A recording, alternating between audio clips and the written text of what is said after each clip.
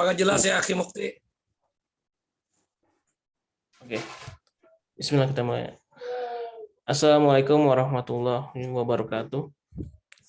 Para jamaah, perkenalkan nama saya Taufan Aditya selaku host dan perwakilan panitia kajian di pagi hari ini. Baik, langsung saja mari kita mulai buka kajian pagi hari ini. Bismillahirrahmanirrahim. Alhamdulillahirabbil alamin wassalatu wassalamu ala asrafil anbiya wal mursalin wa ala alihi wa sahbihi ajma'in. Amma ba'du. Para jamaah peserta kajian Majelis Talim At-Thahirah, alhamdulillah pada pagi ini kita akan bersama-sama mengikuti kajian yang akan disampaikan oleh guru kita Ustadz Azhar Khalid bin Saif LCMA Hafizullah Ta'ala. Sebelum dimulainya kajian, izinkan saya selaku perwakilan panitia membacakan beberapa hal tata tertib yang harus diperhatikan selama kajian. Para jamaah diminta untuk menonaktifkan audio video saat kajian berlangsung. Jadi hanya audio dan video Ustadz saja yang menyala. Ditunjukkan agar kita bisa lebih fokus menyimak materi yang disampaikan oleh Ustadz.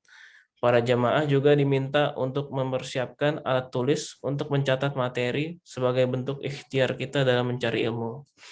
Kemudian untuk sesi tanya jawab nanti diharapkan pertanyaan sesuai dengan tema yang sedang berlangsung. Para jamaah bisa menggunakan fitur kolom chat untuk menulis pertanyaan, baik itu secara private atau umum yang nanti insya Allah akan dibacakan oleh saya. Alhamdulillah kita sudah tersambung dengan guru kita Ustadz Azhar Khalid bin Saif. Semoga selalu dalam keadaan sehat ya Ustadz. Amin ya rabbal alamin. Alhamdulillah, semoga jamaah At-Tahirah selalu dalam lindungan Allah Jalla wa Ala dan selalu sehat walafiat.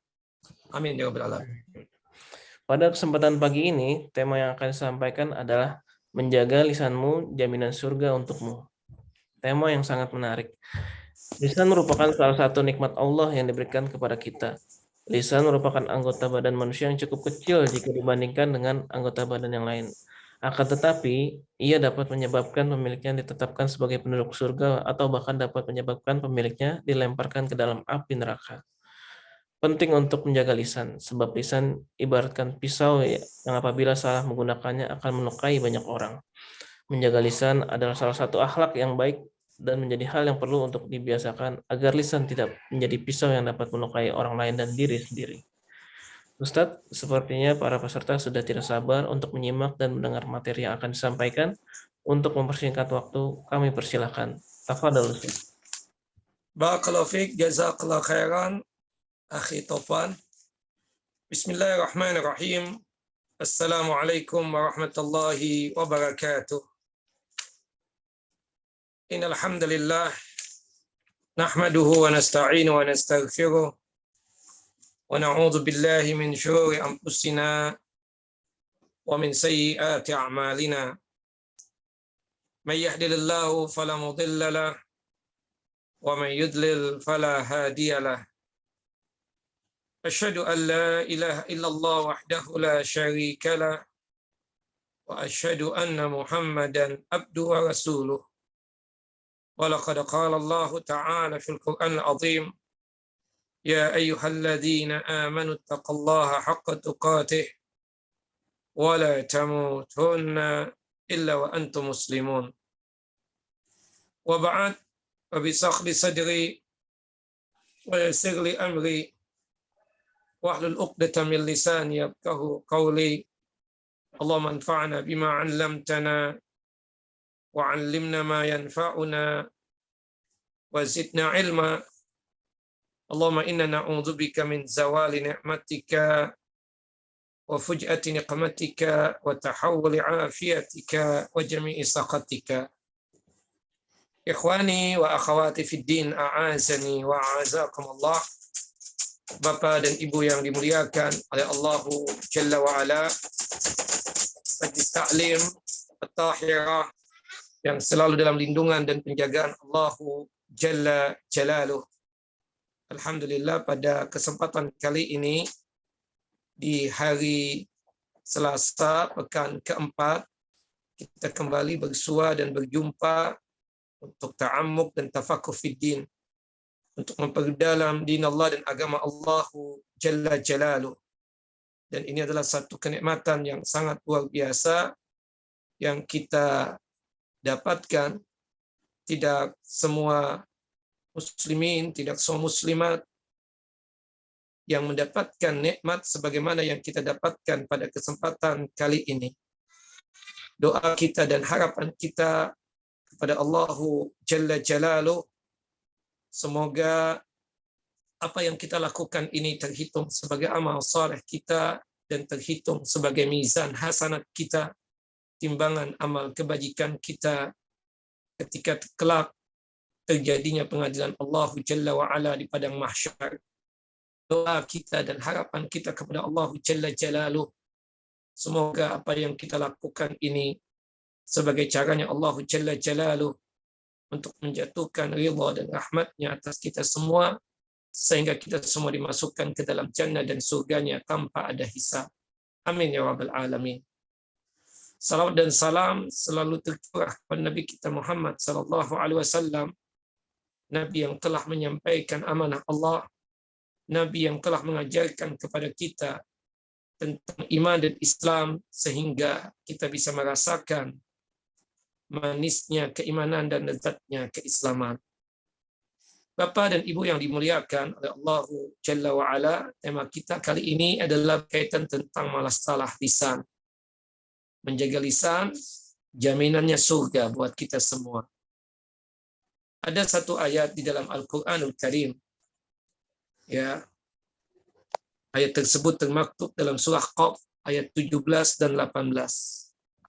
Allah Jalla wa'ala menyatakan, idh yatalaqqal mutalaqqiyani 'anil yamini wa 'anil shimali qa'id, yaitu kedua malaikat mencatat amalan perbuatan hamba. Ma yalfidhu min qawlin illa ladaihi raqibun atid. Subhanallah, yang dimana malaikat tersebut ya duduknya di sebelah kanan, yang lain duduk di sebelah kiri. Jadi ada dua malaikat di sini. Malaikat yang mencatat amalan perbuatan hamba. Satu mencatat ya kebaikan, malaikat yang satu mencatat kebaikan, namanya raqib. Sedangkan yang berada di sebelah kiri itu namanya atid, mencatat keburukan seorang hamba. Tidak ada satu ucapan yang diucapkan oleh seorang hamba melainkan ada di dekatnya malaikat pengawas yang selalu hadir. Raqib itu artinya adalah pengawas, sedangkan atid itu artinya adalah yang hadir. Al-Imam An-Nawawi rahimahullah rahmatan wasi'ah, ketika menjelaskan tafsir daripada dua ayat yang termaktub dalam surah Qaf ini, kata beliau, ketahuilah bahwa hendaknya setiap mukallaf itu adalah seseorang yang sudah baligh sekaligus berakal, maka diistilahkan adalah mukallaf. Mukallaf itu adalah orang yang punya beban untuk menjalankan syariatnya Allah Jalla Jalaluh. Kriterianya adalah baligh dan berakal. Kata beliau rahimahullah rahmatan wasi'ah, hendaknya setiap mukallaf itu menjaga lisannya dari seluruh perkataannya. Dia boleh berkata perkataan yang memang tampak ada maslahat di dalamnya. Ketika sama saja nilai maslahat antara berbicara atau diam, maka kata beliau rahimahullah rahmatan wasi'ah, yang dianjurkan adalah diam. Artinya kita berbicara ada maslahatnya, kemudian kita diam, ada maslahatnya, dan kita menilai berbicaranya kita dan diamnya kita untuk maslahatnya itu sama, maka Al-Imam An-Nawawi rahimahullah rahmatan wasi'ah menyarankan kita untuk diam. Hal ini karena perkataan yang mubah itu kadang bisa menyeret seorang hamba kepada perkataan yang haram, atau minimal ya menyeret kepada perkataan yang sifatnya makruh. Bahkan inilah yang banyak terjadi, atau mayoritas keadaan demikian bisa terjadi. Sedangkan keselamatan itu tidaklah ternilai harganya. Nabi kita Muhammad SAW dalam satu hadis yang sahih, hadis yang dikeluarkan oleh Al-Imam At-Tirmidzi dan juga oleh Al-Imam Ibnu Majah, Nabi kita bersabda, min husni islamil mar'i tarkuhu ma la ya'ni. di antara tanda kebaikan seorang Muslim, ya, atau di antara tanda kebaikan Islam seseorang adalah dia meninggalkan hal-hal yang tidak bermanfaat buatnya. Subhanallah. Dari hadis ini, ya, kita bisa simpulkan. Yang pertama, hendaknya setiap kita senantiasa menjaga diri kita dari berbicara atau menulis, ya, kalau zaman sekarang ini menulis, ya, di grup-grup WA itu, menulis dalam rangka untuk apa? Berkomentar. Komentar yang kadang tidak jelas dan tidak, ya, bermanfaat. Ketika kita melihat komentar kita memang tidak ada manfaatnya, lebih bagus kita tidak menulis komentar tersebut. Kita tidaklah berbicara kecuali dalam hal-hal yang memang kita berharap ada manfaat untuk agama dan din kita ini. Ketika kita melihat bahwa satu perkataan atau satu komentar tidak ada manfaat sama sekali, maka lebih bagus kita itu menahan diri untuk tidak berucap hatta sepatah kata, untuk tidak berkomentar hatta satu komentar. Dan kalau toh misalnya pertimbangan kita, ucapan kita, komentar kita itu bermanfaat, kita pun juga harus siap untuk merenungkan apakah ada manfaat lain yang lebih besar yang akan hilang jika saya tetap berbicara ini. Subhanallah, sampai-sampai ulama-ulama terdahulu mengatakan bahwa jika kita ingin melihat isi hati seseorang, maka lihatlah ucapan yang keluar dari lisannya. Ucapan yang keluar dari lisan seseorang akan menunjukkan kepada kualitas isi hati seseorang, baik orang itu mau mengakui ataukah tidak. Jika yang keluar dari lisan dan komentarnya hanyalah ucapan-ucapan kotor, sampah, ya, atau sumpah serapah, atau cuma sekedar ucapan yang isinya celaan, atau ucapan dan komentar isinya hinaan, makian, maka itulah cermin kualitas hatinya. Maka hati-hati kita berkomentar. Dan itu diingatkan oleh Al-Imam Yahya bin Mu'az rahimahullah ta'ala. Beliau berkata, Al-qulubu kal-kaduri fis sudur taghli bima fiha wa madharifuha al-sinatuha. Hati itu bagaikan periuk dalam dada yang menampung isi di dalam dadanya. Sedangkan lisannya itu bagaikan gayung. Fantadir rajul hatta yatakallam fa anna lisanahu yaghtarifu laka ma fi qalbihi min baini halwin wa hamidin wa uzbin wa ujajin yukhbiruka an ta'mi qalbihi iqtirafi lisanihi. Subhanallah.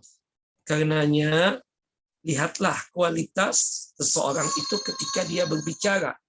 Karena lisannya itu akan mengambil apa yang ada dari dalam periuk yang ada dalam hatinya itu.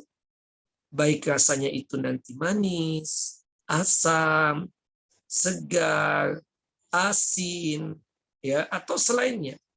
Rasa kualitas hatinya akan tampak dari perkataan lisannya tersebut. Subhanallah. Sebagian orang bersikap ceroboh dengan tidak memperhatikan apa yang keluar dari lisannya dan dari komentar-komentarnya. Subhanallah, sekarang ini orang mungkin jarang berbicara, tapi suka menulis komentar atau ucapan di grup-grup, ya, WhatsApp misalnya, atau grup apapun. Nah, itu sama saja, ya, bisa mencerminkan hati seseorang. Padahal bisa jadi ucapan lisan itu akan mencampakkan dia ke jurang neraka sejauh jarak timur dan barat. Contohnya disebutkan di dalam hadis Jundub bin Junadah radhiyallahu an, Rasulullah SAW bersabda, anna rajulan qala wallahi la yaghfirullahu li fulan. Pada suatu hari ada seseorang yang berkata seperti ini, demi Allah, sesungguhnya Allah Jalla wa Ala tidak bakalan mengampuni si fulan. Subhanallah. Wa inna Allah Ta'ala qala man dhal ladzi yata'alla alayya alla aghfira li fulanin fa inni qad ghafartu li fulan wa ahbattu amalaka. Allah pun menjawabi orang tersebut, siapa yang bersumpah dengan kesombongannya atas namaku, bahwasanya aku tidak akan mengampuni si fulan. Siapa tuh orang? Siapa itu hamba? Berani amat dia berbicara seperti itu. Ketahuilah, sesungguhnya aku telah mengampuni si fulan dan telah menghapuskan amal perbuatanmu. Siapa itu? Orang yang berbicara tadi. Berbicara asal berbicara, ngomong asal ngomong. Dia mengatakan, si fulan itu demi Allah tidak bakalan diampuni. Allah dengar yang demikian. Kata Allah, siapa tuh si fulan? Maksudnya, apa urusan dia tentang masalah ini? Ini kan masalah Allah Jalla wa'ala. Seorang hamba diampuni atau tidak, itu urusan Allah Jalla Jalalu. Makanya Allah Jalla wa'ala mengatakan, Man dzalladzi yata'alla alayya alla aghfira li fulani fa inni qad ghafartu li fulan wa ahbattu amalaka. Allah mengatakan, siapa yang bersumpah dengan kesombongannya atas namaku, bahwasanya aku tidak mengampuni si fulan, padahal aku mengampuni si fulan tersebut. Bahkan engkau yang berbicara, ya pembicaraan yang sifatnya tersebut dosa, mengakibatkan engkau dihapuskan amalannya atau digugurkan amalannya. Allahu Akbar. Maka benarlah bahwa keselamatan itu dengan menjaga lisan. Subhanallah, kata sahabat yang mulia Uqbah bin Amir radhiyallahu an, ya beliau pernah bertanya kepada Nabi kita Muhammad sallallahu alaihi wasallam, ya Rasulullah, man najah? Wahai Rasulullah, keselamatan itu apa sih? Keselamatan, kejayaan, kesuksesan itu apa ya Rasulullah? Qala Rasulullah sallallahu alaihi wasallam. Rasulullah sallallahu alaihi wasallam menjawab, amsik 'alaika lisanaka wal yas'ka baituka wabki 'ala khati'atika. Jagalah lisanmu dan hendaklah rumahmu membuatmu merasa lapang. Artinya betahlah untuk tinggal di rumah. Wabki 'ala khati'atika, dan menangislah karena dosa-dosa yang engkau perbuat. Hadis sahih dikeluarkan oleh Al-Imam At-Tirmidzi dalam kitab Sunan beliau pada nomor hadis 2406. Dari hadis ini Rasulullah mengatakan sumber kebahagiaan itu ada 3. Yang pertama menjaga lisan, yang kedua betah di rumah, yang ketiga adalah menangis dikarenakan dosa yang kita perbuat. Betapa banyaknya kita lihat ya dalam diri kita ini, terutama ya ceroboh dalam berucap, memposting, berkomentar di sana sini, ya. Kemudian tulisan-tulisan yang sangat tidak bermutu, yang pada ujungnya berbuahkan penyesalan. Kemudian kita pun harus sibuk dengan klarifikasi sana sini, sibuk mencari alasan agar orang-orang bisa memaklumi ucapan dia, tulisan dia, juga sibuk meminta maaf atas perasaan saudara dan teman yang terluka atas komentarnya dan ucapan yang dia ucapkan, sesuatu yang harusnya tidak terjadi ketika kita selalu menimbang, berpikir atas setiap kali apa yang kita ucapkan, berpikir dan menimbang setiap kali apa yang kita komentarkan, dan berpikir menimbang setiap kali apa yang kita tulis yang kita akan posting di grup-grup WA kita tersebut. Makanya oleh sebab itu ada seorang sahabat Nabi pernah datang kepada Rasulullah. Beliau ingin meminta wasiat dari Nabi. Ya Rasulullah, alimni wa aujiz. Ya Rasulullah, tolong nasihatkan aku. Dan nasihatnya yang ringkas saja ya Rasulullah. Qala Rasulullah sallallahu alaihi wasallam. Rasulullah SAW mengatakan, idza kumta fi salatika fasalli salata mawaddi' wa la takallam bi kalamin ta'tadiru minhu wa ajmi al-ya'sa amma fi aidin nas. Apabila kamu hendak mendirikan salat, maka salatlah seperti salat orang yang hendak berpisah. Artinya kita salat sekarang ini, kita menganggap bahwasanya bisa jadi ini adalah salat yang terakhir buatku, dikarenakan setelah ini aku meninggal dunia. Ketika kita melaksanakan ibadah salat seperti itu, kita menganggap bahwasanya ini adalah salat yang terakhir, maka itu akan menimbulkan keikhlasan dan kekhusyuan pada saat kita melaksanakan ibadah sholat. Kemudian yang kedua, Rasul memberikan nasihat, janganlah kamu mengatakan sesuatu perkataan yang akan membuatmu harus meminta maaf di kemudian hari. Kemudian yang ketiga, dan kumpulkanlah rasa putus asa dari apa yang dimiliki oleh orang lain.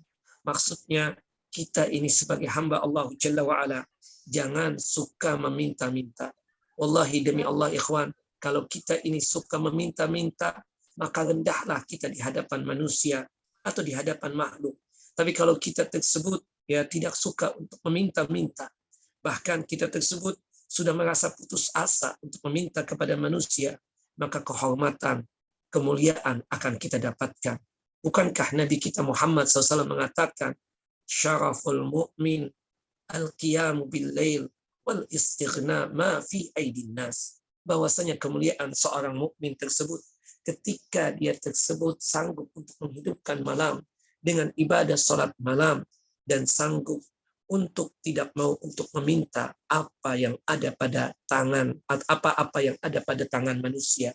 Maksudnya tidak suka mengemis dan tidak suka untuk meminta. Subhanallah, Rasulullah SAW dalam satu hadis yang sahih, hadis dari Abu Hurairah radhiyallahu an, mengingatkan kita, hendaknya kita ini betul-betul menjaga lisan kita. Dalam hadis yang dikeluarkan oleh Imam Bukhari dan Muslim, Rasulullah menyatakan, man kana yu'minu billahi wal yaumil akhir falyakul khairan aw liyasmut. Barang siapa yang beriman kepada Allah dan beriman kepada hari kiamat, maka hendaknya dia berkata-kata yang baik. Kalau tidak sanggup untuk berkata-kata yang baik, maka lebih bagus dia tersebut diam. Allahu Akbar. Dan disebutkan tentang hadis ini, ya, komentar-komentar para ulama. Di antaranya Al-Imam Ibnu Rajab rahimahullah rahmatan wasi'ah yang menyatakan bahwasannya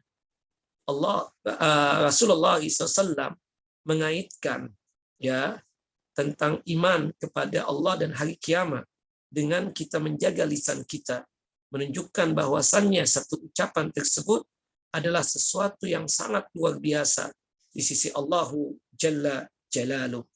Maka oleh sebab itu kita diingatkan juga dalam hadis yang lain. Mu'adz bin Jabal radhiyallahu an, ya, pernah mengatakan kepada Nabi kita Muhammad sallallahu alaihi wasallam, ya Rasulullah, ya Nabi Allah, apakah dikarenakan sebab kita berucap dan berkata akan mengakibatkan kita tersebut masuk ke dalam siksa api neraka? Kata Nabi kita Muhammad sallallahu alaihi wasallam, beliau mengatakan, ya sakilatka ummuk, sungguh sangat celaka ibumu. Kesian inti punya ibu, wahai Mu'adz bin Jabal. Masa yang seperti ini engkau tidak memahami, tidak mengerti. Kata Nabi kita Muhammad sallallahu alaihi wasallam, ya, bahwasannya kebanyakan orang tersebut dilempar ke dalam siksa api neraka dikarenakan akibat lisannya. Akibat lisannya lah orang tersebut banyak dilemparkan ke dalam siksa api neraka. Ma yakubu katsiran min hasaidi alsinatihim. Kebanyakan manusia tersebut dilemparkan ke dalam siksa api neraka dikarenakan oleh sebab lisannya. Makanya dikatakan ya di dalam satu ungkapan ya dari para ulama ketika menjelaskan tentang masalah ini, ya, bahwasannya hendaknya kita itu selalu menjaga lisan. Bahkan dalam hadis Nabi SAW disebutkan ketika kita baru terbangun di pagi hari, seluruh anggota tubuh kita ini, entah mata, telinga, tangan, kaki, selalu mengingatkan ya lisan, agar lisan ini hati-hati. Kata mereka, wahai lisan, ittaqillah, bertakwalah engkau kepada Allah Jalla wa'ala, sebab engkau kita bisa selamat, sebab engkau juga kita bisa celaka. Dan itu berkaitan dengan apa yang dikatakan oleh Nabi SAW ketika memberikan nasihat kepada Mu'adz bin Jabal. Innaka lan tazala saliman ma sakatta. Wahai Mu'adz, sesungguhnya engkau terus-menerus akan mendapatkan keselamatan selama engkau diam, tidak berucap ucapan, tidak mengatakan satu perkataan, Fa idza takallamta kutiba laka au alaika. Kalau engkau berbicara, itu antara satu dari dua hal berikut ini. Jika ucapan yang baik yang engkau ucapkan, maka engkau akan mendatangkan pahala. Tapi sebaliknya, jika ucapan yang keluar dari lisanmu, ucapan yang buruk, yang jelek, maka dosa yang engkau dapatkan. Subhanallah. Dan itu dikatakan oleh Nabi kita Muhammad SAW di dalam hadis Anas bin Malik radhiyallahu an, la yastaqimu imanu abdin hatta yastaqima qalbuhu. Tidaklah lurus iman seorang hamba, tidaklah benar iman seorang hamba sampai lurus qalbunya, sampai benar juga hatinya. Wala yastaqimu qalbuhu hatta yastaqima lisanuhu. Dan tidaklah benar qalbunya, hatinya, atau tidaklah lurus qalbu dan hatinya sampai lisannya tersebut benar dan lurus. Allahu Akbar. Dan disebutkan oleh Nabi dalam hadis Anas bin Malik radhiyallahu anhu yang lain, qala Rasulullah sallallahu alaihi wasallam, Rasulullah sallallahu alaihi wasallam bersabda, la yablughu abdun haqiqatal iman hatta yakhzina min lisanihi. Bahwasannya tidaklah seseorang hamba itu akan mendapatkan hakikat keimanan yang sebenarnya sampai dia tersebut sanggup untuk menyimpan lisannya. Maksudnya dia sanggup untuk menjaga ucapan-ucapannya. Naam. Dan disebutkan lagi dalam hadis yang lain. Hadis dari Abu Hurairah radhiyallahu anhu. Hadis yang dikeluarkan oleh Al-Imam Al-Bukhari dan Muslim. Anin Nabi sallallahu alaihi wasallam qala, dari Nabi sallallahu alaihi wasallam beliau bersabda, inna rajula la yatakallamu bil kalimati ma yatabayyanu ma fiha. Sesungguhnya seseorang sungguh dia berbicara satu kalimat, satu ucapan yang tidak pernah terbayang oleh dia, dengan ucapan tersebut yang mengakibatkan dia tersebut terlemparkan ke dalam siksa api neraka, yang dimana jauhnya api neraka tersebut pada saat dia dilemparkan antara timur dan barat. Yazillu biha finnar ab'ada ma bainal masyriqi wal maghrib. Bahkan disebutkan dalam hadis yang lain, hadis Abu Hurairah juga, hadis yang dikeluarkan oleh Al-Imam Ahmad dan juga oleh Al-Imam At-Tirmidzi. Inna rajula la yatakallamu bil kalimah la yara biha ba'san yahwi biha sab'ina kharifan finnar. Sesungguhnya seseorang sungguh dia berbicara dengan satu ucapan atau satu kalimat yang dia memandang dan dia memikirkan bahwasannya itu ucapan biasa-biasa saja, tapi ternyata akibat satu ucapan, akibat satu kalimat yang keluar dari lisannya, dia dilemparkan ke dalam siksa api neraka yang dalamnya itu sejauh 70 tahun perjalanan. Allahu Akbar. Hati-hati dengan lisan. Jaga lisan kita. Jangan sampai sebab lisan ini, na'udzubillah, kita dilemparkan ke dalam siksa api neraka. Bahkan disebutkan di dalam hadis yang lain, hadis Sulaiman bin Suhaim an ummihi, dari ibunya, qalat, berkata, sami'tu an-nabiyya sallallahu alaihi wasallam yaqul. Ibunya Sulaiman pernah mendengar Rasulullah SAW bersabda seperti ini. Inna rajula la yadnu minal jannah hatta ma yakuna bainahu wa bainaha illa dhira'un fayatakallamu bil kalimah fayataba'adu minha ab'ada min son'a. Allahu Akbar.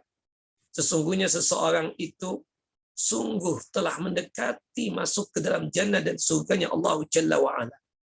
Antara dirinya dengan surga, artinya saking dekatnya tuh orang mau masuk ke dalam surga, itu diibaratkan oleh Nabi SAW, dekatnya itu sudah satu hasta, satu hasta, zira'. Nah, subhanallah, fayatakallam bil kalimah. Tahu-tahu dia berucap satu ucapan, satu kalimat.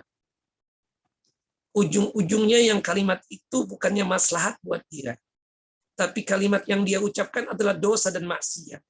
Pada akhirnya dia dijauhkan dari surga yang lebih jauh daripada daerah Son'a yang ada di Yaman. Subhanallah. sudah dekat, hampir ya mau masuk surga. Ya, tinggal sehasta lagi masuk ke dalam jannah dan surga. Dia berucap satu ucapan yang mengakibatkan dia kembali menjauh dari surga tersebut, yang jauhnya lebih jauh daripada daerah Son'a yang ada di Yaman. Allahu Akbar. Nah, dan banyak lagi dalil-dalil yang menunjukkan hal itu. Subhanallah, disebutkan tadi dalam surah Qaf ayat 17 dan 18, yang dimana malaikat Raqib dan Atid ya itu mencatat amalan kita. Disebutkan waqad ajma'a as-salafus salih ala anna alladhi an yaminihi yaktubu al-hasanat walladhi an shimalihi yaktubu sayyi'at.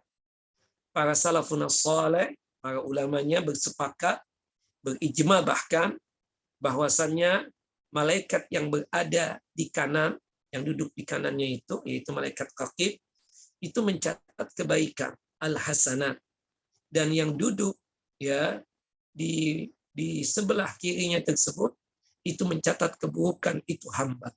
Nah, subhanallah, disebutkan di dalam satu hadis yang lain, ya hadis Hudzaifah bin Yaman radhiyallahu an, qala Rasulullah SAW, Rasulullah SAW bersabda, inna an yaminihi katibul hasanat. Sesungguhnya malaikat yang berada di sebelah kanan kita tersebut, yang duduk di sebelah kanan kita tersebut, itu tidak lain adalah penulis pahala dan kebaikan kita. Wakhtalafu, para ulama berikhtilaf, hal yaktubu kulla ma takallama bihi, apakah dua malaikat tadi akan menulis setiap apa yang diucapkan oleh seorang hamba, au la yaktubu illa ma fihi sawab au iqab, ataukah yang ditulis oleh dua malaikat tadi cuma sekedar pahala dan juga dosa atau sanksi? Di sini ada dua pendapat yang sangat terkenal, ala qaulaini masyhuraini. Wa qala Ali bin Abi Talhah an Ibnu Abbas.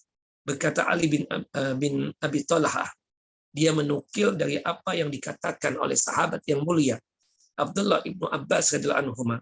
Kata Abdullah ibnu Abbas, yuktabu kullu ma takallama bihi min khairin aw syarrin hatta innahu la yuktabu qawluhu nam akaltu wa syaribtu wa dhahabtu wa ji'tu hatta idza kana yaumul khamis urida qawluhu wa amaluhu fa aqarra ma kana fihi min khairin aw syarrin wa alqa sa'irahu. Naam. Subhanallah, kata Abdullah bin Abbas, ditulis segala sesuatu yang diucapkan oleh seorang hamba, baik itu ucapan kebaikan ataukah ucapan keburukan, sampai sesungguhnya dia, segala ucapan dia itu akan ditulis. Hatta ucapan seperti ini, aku telah makan, wa syaribtu, aku telah minum, wa dhahabtu, aku telah berangkat, aku telah pergi, wa ji'tu, aku telah datang, itu pun juga ditulis oleh malaikat tersebut. Sampai disebutkan pada hari Kamis, ya, karena kita tahu amalan kita kan diangkat hari Senin dan hari Kamis. Kenapa kita dianjurkan untuk puasa sunnah di hari Senin dan hari Kamis? Karena amalan kita diangkat, dihadapkan di hadapan Allah Jalla wa'ala untuk dipaparkan itu di hari Senin dan hari Kamis. Ucapan-ucapan tadi dan amalan-amalan tadi itu diangkat di hari Kamis dan hari Senin. Dan kemudian ditetapkan yang mana yang baik dan yang mana yang buruk. Dan semuanya akan ditunjukkan. Hal itu sesuai dengan apa yang Allah Jalla wa'ala firmankan dalam surah Ar-Ra'd ayat yang ke-39, yamhallahu ma yasha wa yusbitu wa indahu ummul kitab.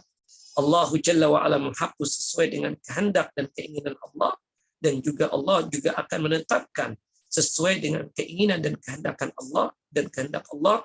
Dan Allah Jalla wa'ala tetapkan apa yang ada di dalam Lauhul Mahfuz, ya, Ummul Kitab. Jadi ini berkaitan tentang takdirnya Allah Jalla Jalaluhu, termasuk apa yang kita ucapkan memang sudah ditakdirkan. Nah, apa yang ada dalam Lauhul Mahfuz itu tidak berubah takdirnya manusia. Ya, takdir itu kan terbagi menjadi dua. Ada takdir yang sifatnya umum, yaitu pada saat Allah Jalla wa'ala menciptakan makhluk yang pertama yang bernama Al-Qalam atau pena. Yang kemudian Allah memerintahkan pena untuk menulis segala sesuatu yang terjadi di alam semesta ini sampai terjadinya di hari kiamat, sampai terjadinya hari kiamat. Nah, itu kemudian dituliskan di Lauhul Mahfuz dan itu tidak berubah. Takdir yang ada di dalam Lauhul Mahfuz, yang ditulis di dalam Lauhul Mahfuz yang disebut dengan Kitab, itu tidak bakalan berubah. Yang berubah itu adalah takdir yang kedua, ya, takdir yang dimana sifatnya khusus untuk para hamba atau manusia ini. Yang pertama adalah takdir yang sifatnya al-umri. Itu takdir pada saat kita berumur 4 bulan atau 120 hari. Ketika kita ditiupkan ruh, kemudian malaikat datang menulis 4 hal yang berkaitan tentang diri kita ini. Pertama berkaitan tentang umur kita, kemudian tentang rizki kita dan nikmat kita, kemudian apakah nanti berbahagia ataukah celaka. Nah, kemudian takdir yang kedua yang berkaitan tentang manusia ini adalah al-hauli, yaitu takdir yang sifatnya tersebut tahunan, dan itu terjadi pada saat terjadinya Lailatul Qadar. Yang ketiga adalah takdir al-yaumi, takdir harian. Sebagaimana yang Allah Jalla wa'ala nyatakan dalam surah Ar-Rahman, ayat yang ke-29. Yas'aluhu ma fis samawati wal ardh kullu yaumin huwa fi sya'an.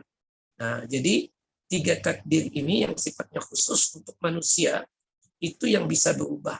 Ya, dengan doanya kita memohon meminta kepada Allah Jalla wa'ala agar kita tersebut diberikan kebaikan, termasuk juga kita mendoakan orang lain sehingga yang tadinya ya kan di waktu dia berada di rahim ibunya dia dalam kondisi ditulis takdirnya akan sesuatu hal keburukan misalnya, maka bisa diubah. Tapi yang tidak bisa berubah itu adalah takdir yang Allah Jalla wa'ala tuliskan di dalam kitab Lauhul Mahfuz. Wallahu a'lam bissawab. Nah, ikhwan wa akhawati fid din, a'azani wa a'azakumullah. Bapak dan Ibu yang dimuliakan oleh Allah Jalla wa'ala. Disebutkan di dalam hadis yang lain, ya, hadis dari sahabat yang mulia Abu Hurairah radhiyallahu an. Semoga Allah Jalla wa'ala meridai beliau. Ma min qaumin yaqumuna min majlisin la yadhkuruna Allah fihi illa qamu an misli jifah himarin wa kana lahum hasratun. Nah, bahwasanya tidaklah satu kaum tersebut wa kana lahum hasrah. Nah, tidaklah satu kaum tersebut berdiri dari satu majelis yang dimana dia tersebut tidak pernah berzikir kepada Allah Jalla wa'ala pada saat berada di majlis tersebut. Kemudian ketika dia berdiri, itu dimisalkan oleh Nabi seperti bangkai dongki atau bangkai keledai, yang dimana mereka mengalami ya kerugian atau mendapatkan kerugian. Nah, di sini disebutkan tentang perkataan yang baik boleh untuk kita ucapkan sebagaimana yang disabdakan oleh Nabi tadi, man kana yu'minu billahi wal yaumil akhir falyakul khairan aw liyasmut. Barang siapa yang beriman kepada Allah dan hari kiamat, maka hendaknya dia berkata-kata yang baik, dan kalau tidak sanggup untuk berkata-kata yang baik, lebih bagus dia tersebut dia diam. Syekh Muhammad bin Ajlan pernah ditanya tentang perkataan yang baik itu apa? Dijawab oleh beliau, innamal kalamu arba'atun. Sesungguhnya perkataan yang baik itu cuma ada 4. Yang pertama, antadzkurallaha.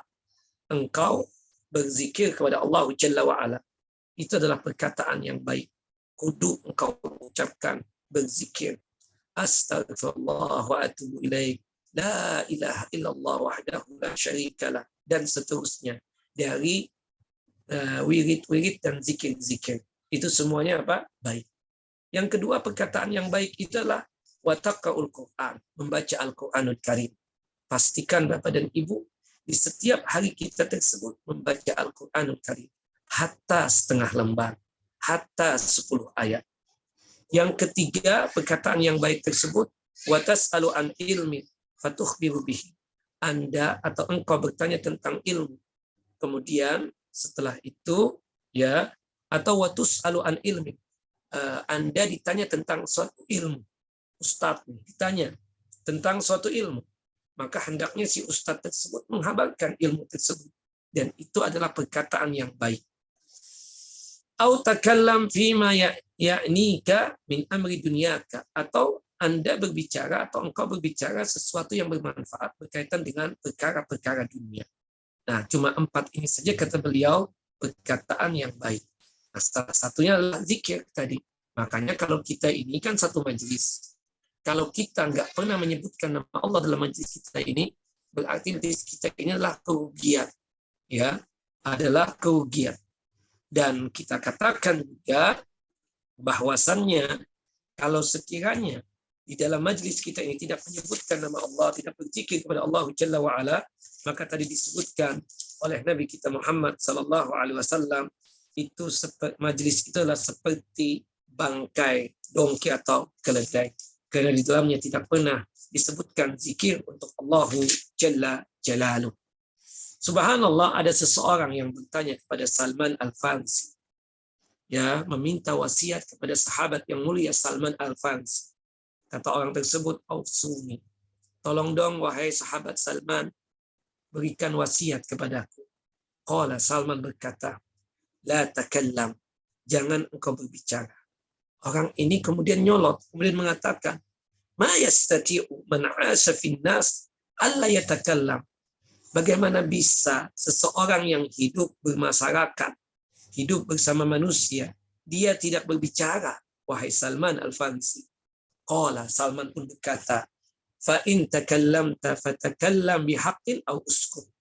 Jika sekiranya engkau harus berbicara, maka berbicaralah yang hak, yang benar. Atau kalau kamu tidak sanggup untuk berbicara yang benar, lebih bagus kamu diam. Subhanallah. Bahkan sahabat yang mulia di hadapan Bilal pernah memegang lisannya. Pernah apa? Memegang lisannya. Bilal kaget-kaget. "Ya Abu Bakar Siddiq, kenapa antum itu memegang lisan antum?" Kata sahabat yang mulia Abu Bakar Siddiq, "Hadza awadani al-mawarid." Ini loh, dari sini mengalir segala sesuatu.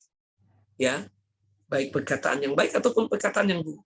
Makanya aku pegangin, jangan sampai ini lisan mengucapkan kata-kata yang mengakibatkan dosa. Subhanallah. Itulah para ulama. Dan subhanallah, Umar bin Khattab radhiyallahu an itu pernah memberikan arahan kepada bawahannya.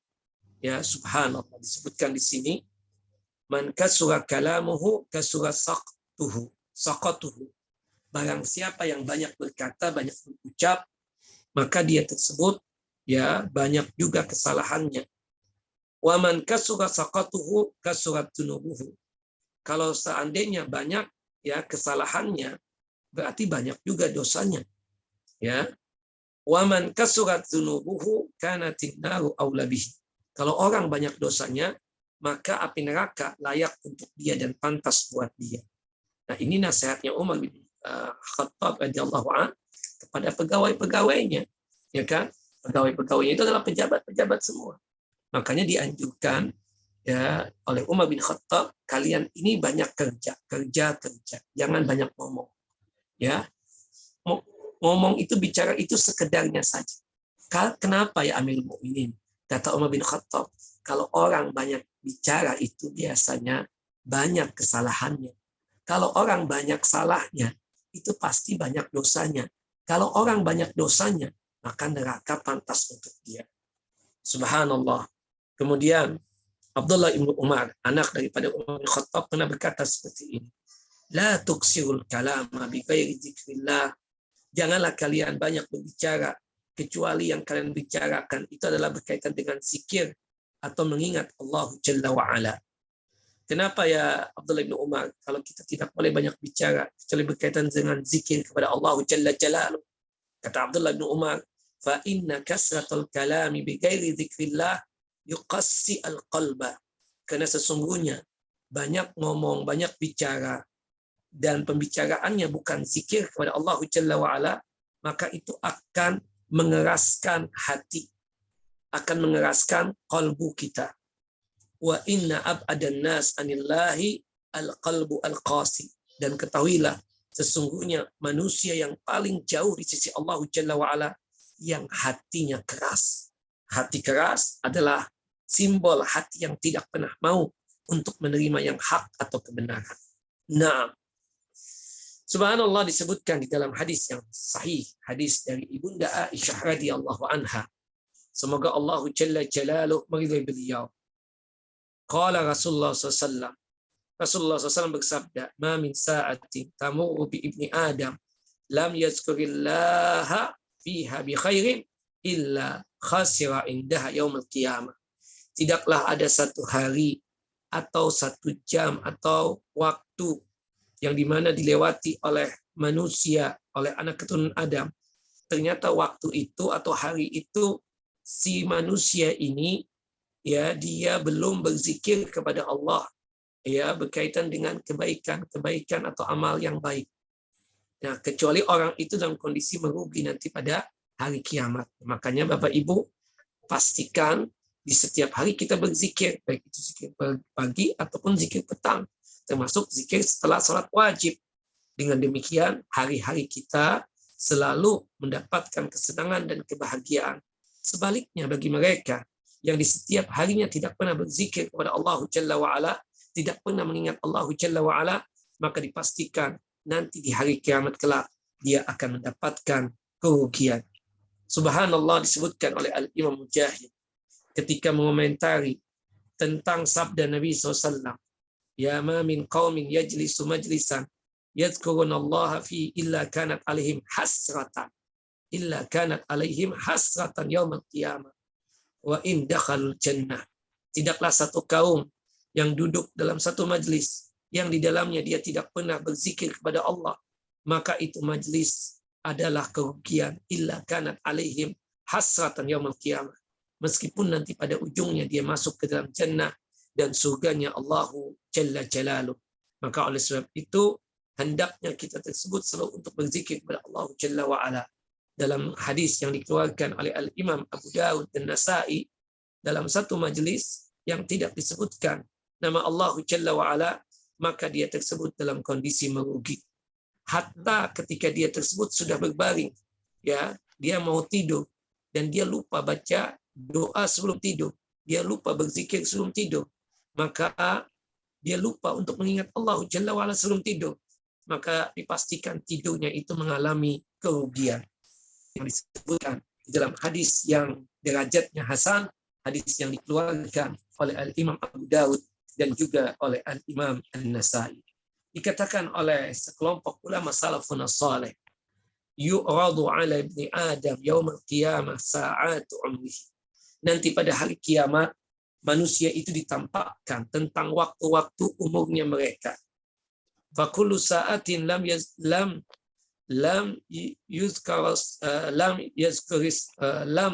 yazkurillahu fa kullu sa'atin lam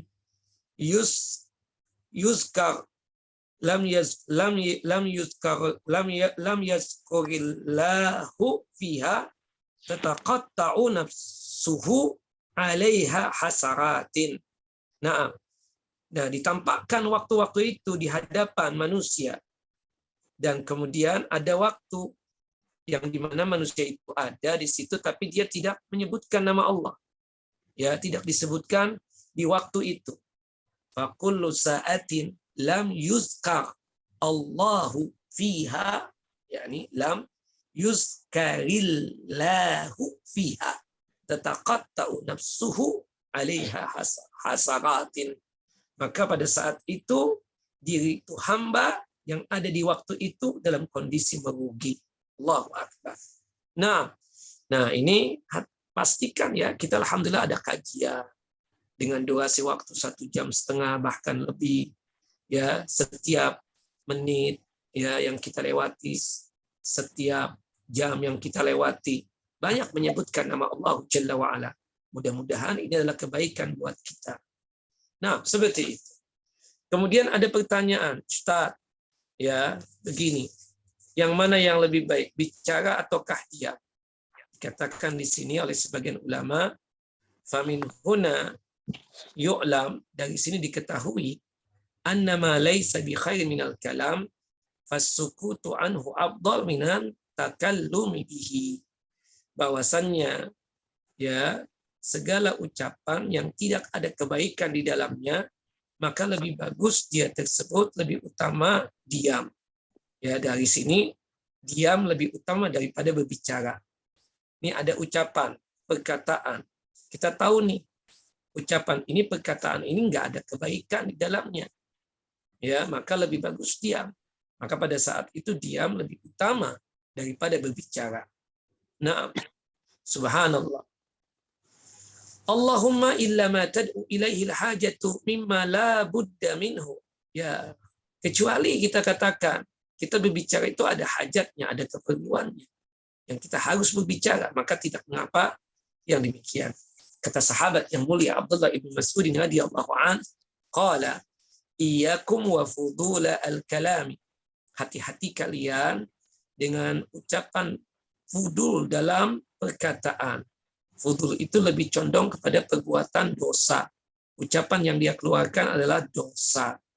Hasbu mri'in ma balagha hajatuhu, bahwasannya cukuplah seseorang tersebut ya berbicara sesuai dengan apa yang menjadi hajatnya. Kata Al-Imam An-Nakhai rahimahullah rahmatan wasi'ah, yahlikun nas fi fudulil mali wal kalam. Kebanyakan manusia itu celaka dikarenakan dia tersebut mengeluarkan harta tanpa ada keperluan yang jelas, artinya tabzir, atau dia mengucapkan ucapan yang tidak bermanfaat sama sekali, maka mengakibatkan manusia tersebut celaka. Dan hati-hati ya dengan masalah lisan ini. Akibat lisan ini, seseorang tersebut bisa terlempar ke dalam siksa api neraka. Subhanallah. Ibu-ibu yang dimuliakan oleh Allah Jalla wa'ala.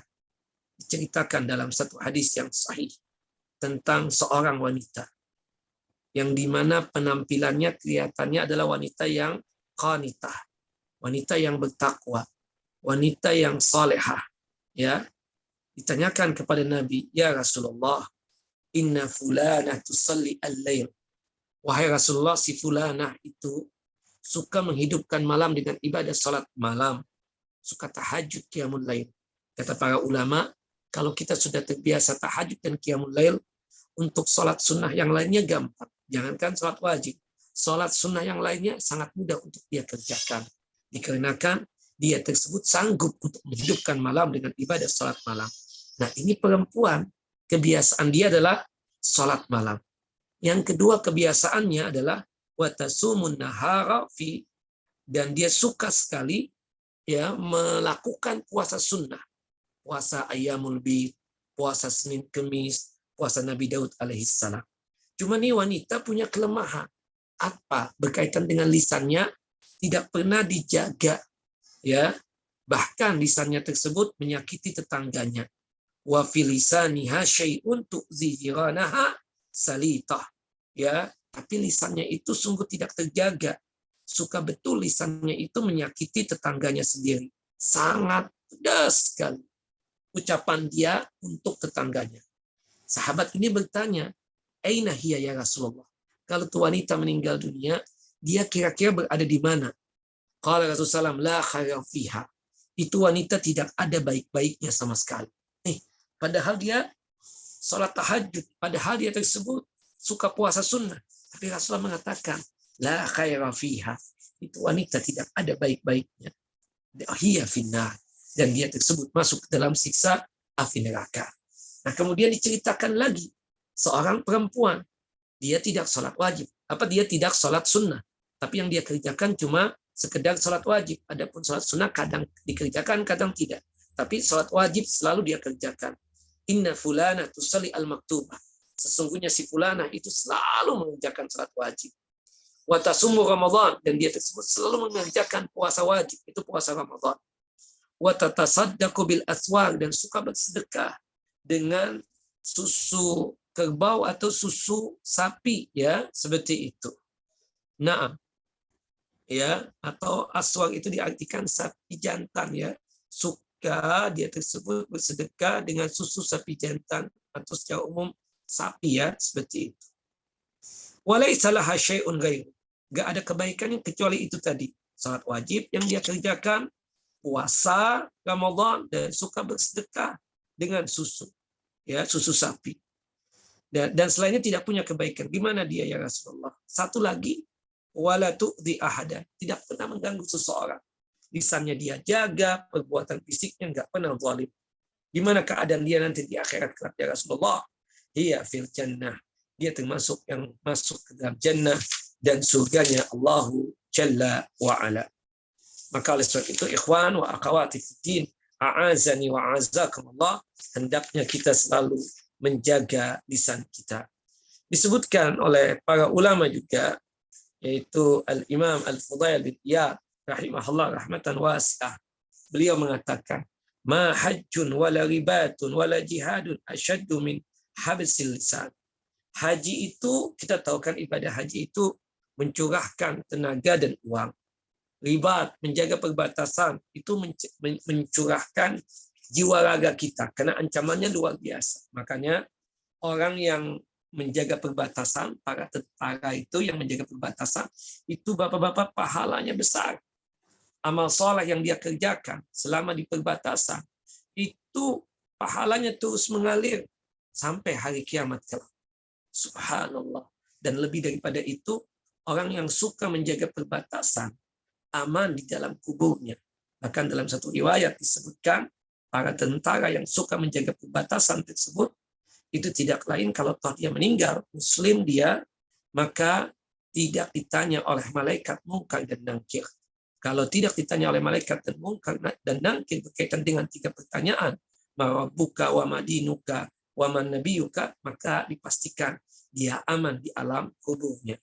Nah, termasuk juga yang ketiga ya berkaitan tentang masalah ini ya yang disebutkan oleh Al-Fudail bin Iyad ya, walal jihad berperang di medan peperangan. Ya, kata beliau haji mencurahkan fisik dan tenaga. Ribat mencurahkan tenaga. Ya, bahkan ancamannya adalah jiwa ya, bisa dibunuh. Wala jihad berperang juga luar biasa pahalanya. Nah, tetapi kata beliau ibadah haji, ribat dan jihad itu masih ringan untuk dikerjakan daripada kita tersebut memenjarakan lisan. Ya Allah, berat loh menjaga lisan ini untuk tidak berucap, untuk tidak berkata. Berat. Lebih berat ya daripada kita mengerjakan sekedar ibadah haji, menjaga perbatasan atau berjihad.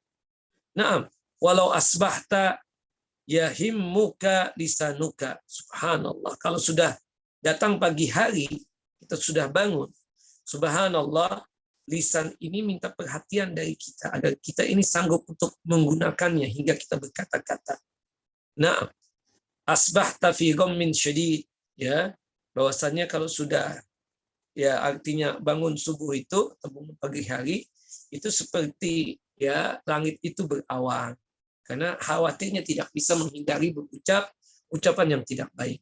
Dalam satu konteks yang lain Fudail bin Iyad mengatakan begini, sijnul lisan sijnul mukmin. Penjagaan lisan atau penjagaan lisan adalah penjagaannya orang mukmin. Walau asbahta yuhimmuka lisanuka asbahta fi ghammin syadid.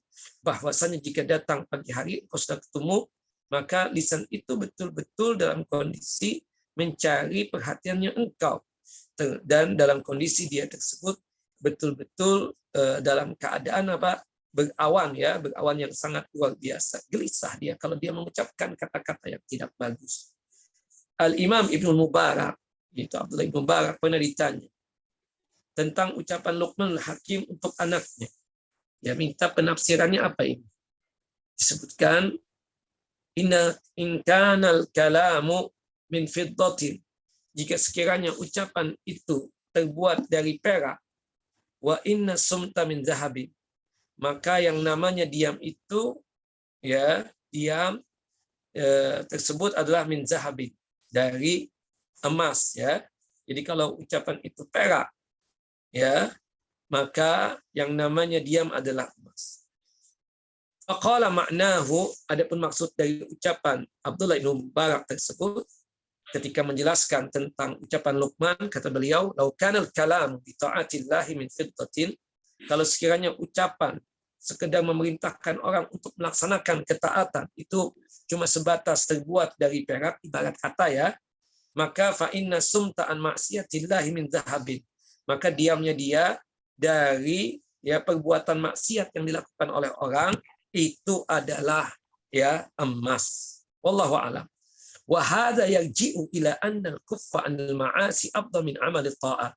Dari ungkapan ini menunjukkan bahwasanya diri kita untuk mencegah maksiat, lisan kita cegah jangan sampai maksiat, mata kita cegah jangan sampai melakukan perbuatan dosa, telinga juga jangan sampai mendengar hal-hal yang berkaitan dengan dosa. Itu lebih utama ketimbang kita tersebut mengerjakan ketaatan atau mengerjakan amalan ketaatan. Jadi mencegah diri kita tersebut ya, termasuk bil khususnya ya kita katakan mencegah lisan kita agar jangan sampai maksiat itu lebih utama ketimbang seseorang melakukan amal ketaatan. Naam. Baik ikhwan wa akhawati fid din, a'azani wa azakumullah. Bapak dan Ibu yang dimuliakan oleh Allahu Jalla wa Ala. Dari sini kita bisa perhatikan apa yang diucapkan oleh para ulama tadi. Nah, termasuk satu lagi ini, Umar bin Abdul Aziz. Umar bin Abdul Aziz ini saking jujurnya dia dan saking luar biasa dalam masalah leadership kepemimpinan, dia disebutkan oleh ulama tarikh sebagai khalifah yang kelima. Khalifah kan kita tahu cuma 4 tahun. Khalifah itu cuma 4 orang kan. Khalifah yang kita tahu itu cuma 4. Ya, khalifah yang pertama ya, khalifah yang pertama itu adalah sahabat yang mulia Abdullah bin Utsman yang sering disebut dengan sebutan Abu Bakar As-Siddiq radhiyallahu anhu. Khalifah yang kedua adalah Umar bin Khattab radhiyallahu anhu. Khalifah yang ketiga adalah Utsman bin Affan. Khalifah yang keempat Ali bin Abi Thalib. Nah, ini cuma 4 khalifah yang kita pahami. Nah, makanya kata ulama tadi, kalau sekiranya ada khalifah yang kelima, maka yang layak menjadi khalifah yang kelima adalah Umar bin Abdul Aziz. Subhanallah. Beliau itu sangat luar biasa ketika memimpin. Jarang ngomong, jarang bicara. Yang beliau lakukan adalah ya kerja dan kerja untuk kemaslahatan umatnya dan rakyatnya. Subhanallah. Dia ditanya seperti ini oleh asistennya atau oleh perdana menterinya lah seperti ini. Ya Amirul Mukminin, wa kaifa bi fitnatil mantiq? Wahai Amirul Mukminin, apa menurut antum tentang fitnah dalam berucap dan berkata? Fabaka Umar inda dzalika bukaan syadidan. Ketika mendengar pertanyaan dari perdana menterinya tadi yang seperti itu, Umar bin Abdul Aziz menangis sejadi-jadinya. Subhanallah. Tangisan yang sangat kencang lagi keras. Kenapa? Karena dia takut dari apa yang dia sampaikan untuk rakyatnya ada khilaf dan salah. Allahu Akbar. Inilah seorang alim dan seorang pemimpin yaitu Umar bin Abdul Aziz. Pernah suatu hari Umar bin Abdul Aziz menyampaikan khutbahnya di hadapan manusia. Wabakau. Beliau ya yang mendengarkan khutbahnya Umar bin Abdul Aziz pada menangis sejadi-jadinya. Kemudian faqata khutbatahu. Umar bin Abdul Aziz kemudian menghentikan khutbahnya. Diam. Kemudian ada yang bertanya, "Lau atmamta kalamaka rajauna an yanfa'allahu bihi." Ya, jika sekiranya engkau wahai Amirul Mukminin Umar bin Abdul Aziz, jika engkau sempurnakan khutbahmu dan ucapanmu, ya, maka kami berharap kepada Allah Jalla wa Ala bahwasanya engkau telah memberikan manfaat buat kami.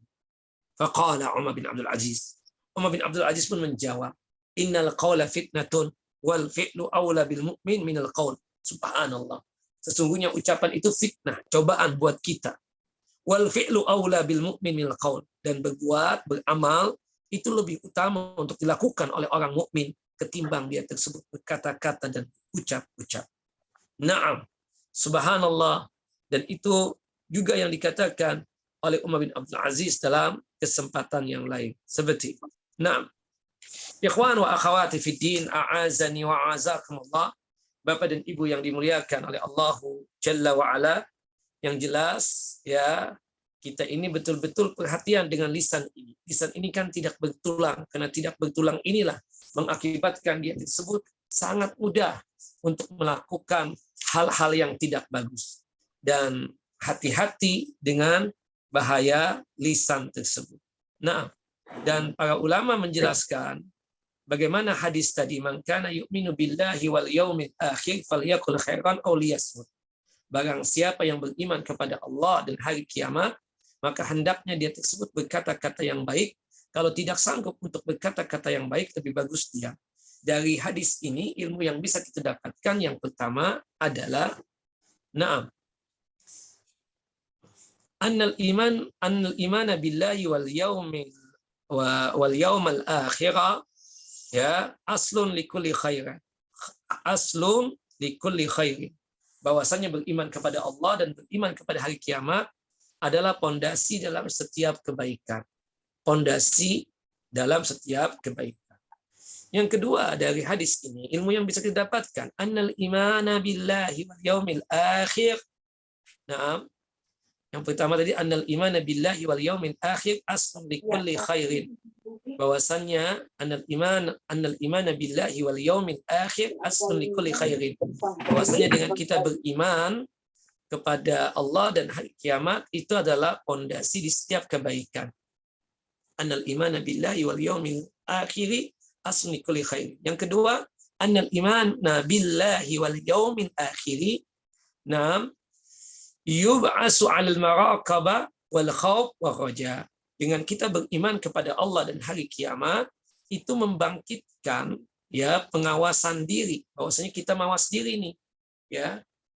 Sehingga membuat kita tidak berani untuk melaksanakan kemaksiatan dan kita bersemangat untuk melaksanakan ketaatan kepada Allah Jalla wa Ala. Jadi annal imana bil yaumi annal imana billahi wal yaumil akhir yab'atsu 'alal muraqabati wal khaufi war raja. Dengan iman kepada Allah dan hari kiamat itu membangkitkan dalam diri kita ini pengawasan, maksudnya mawas diri karena ada yang mengawasi, yaitu Allah Jalla wa Ala, dan timbul rasa takut, sehingga kalau rasa takut itu ada, dia semangat untuk melakukan kebaikan, amal saleh, ibadah, dan sanggup untuk meninggalkan maksiat. Waraja, sekaligus ada pengharapan. Jadi dengan iman kepada Allah dan hari kiamat, itu membangkitkan kesemangatan kita, sehingga membuat kita tersebut ada rasa mawas diri, rasa takut, dan berharap kepada Allah Jalla wa Ala. Naam. Yang ketiga, annal imana billahi wal yaumil akhir yatadammanu al-mabda wal ma'ad. Bahwasannya iman kepada Allah dan hari kiamat itu mengandung ya sesuatu hal yang berkaitan dengan dunia dan juga berkaitan tentang masalah akhirat.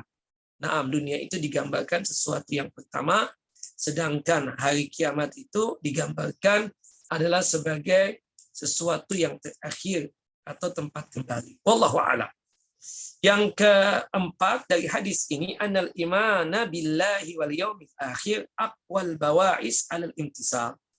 Sesungguhnya dengan iman kepada Allah Jalla wa Ala dan hari kiamat itu menguatkan kesemangatan kita untuk melakukan amal saleh dan ibadah kepada Allah Jalla wa Ala. Kemudian yang kelima dari hadis ini, ilmu yang bisa kita dapatkan, at-tahridhu ala imtisalil awamiri bi dzikrin mujibihi wa ma yahayyaju ala ta'ah. Bahwasannya hadis ini menjelaskan untuk memberikan kesemangatan atas kita semua agar kita sanggup untuk melaksanakan perintah-perintah Allah, ya, dan hendaknya dengan cara berzikir sesuatu yang diwajibkan atas kita.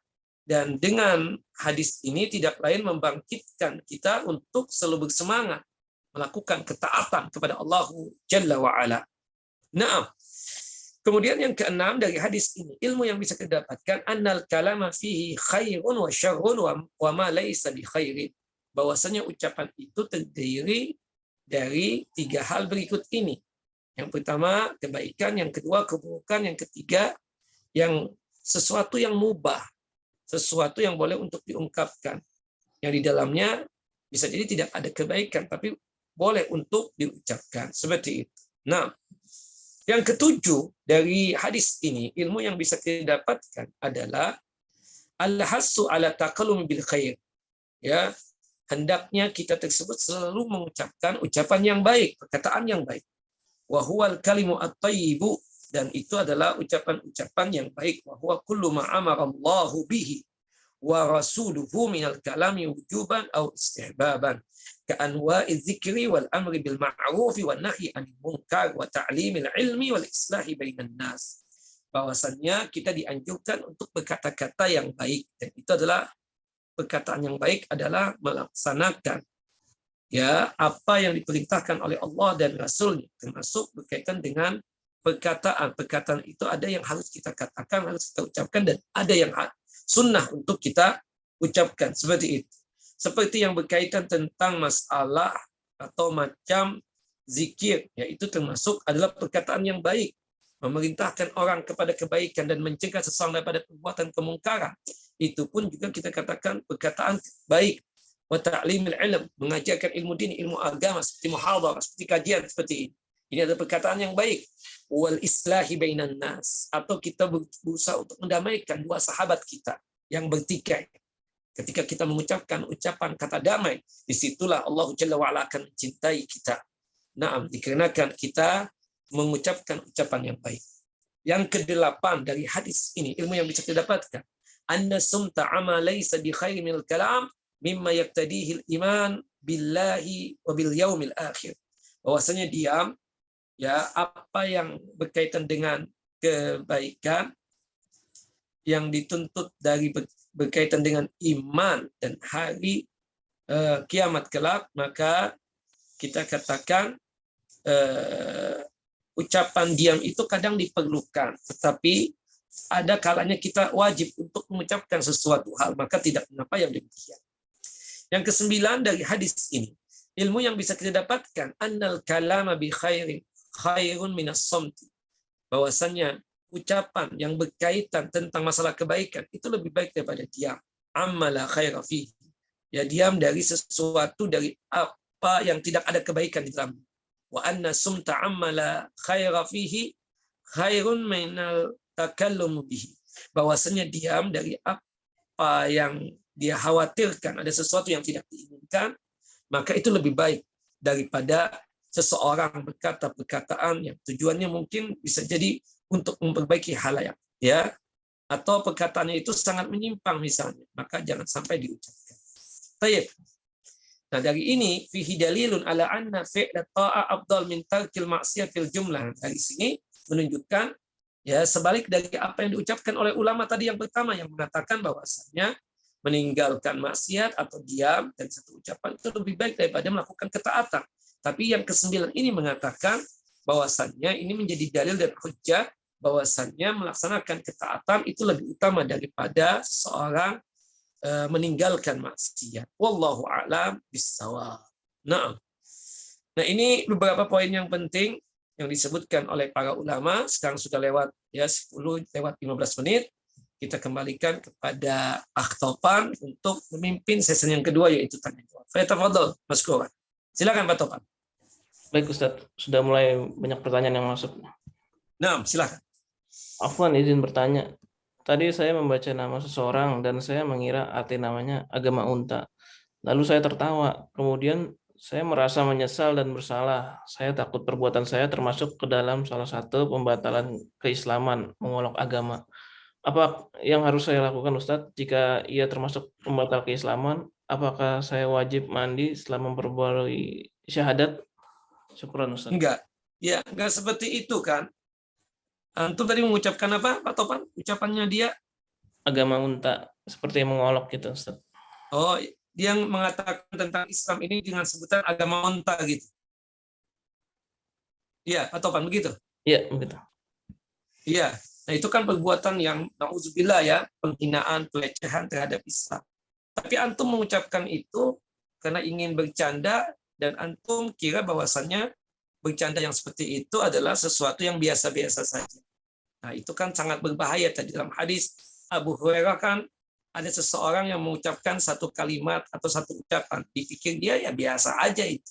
ternyata sebab itu dia dilemparkan ke dalam siksa api neraka yang dalamnya itu adalah 70 tahun perjalanan. Nah, kalau sekiranya antum sudah sadar, paham itu kesalahan, bertaubatlah taubatan nasuha, dan Allah Jalla wa'ala menerima taubatnya antum insya Allah biiznillah.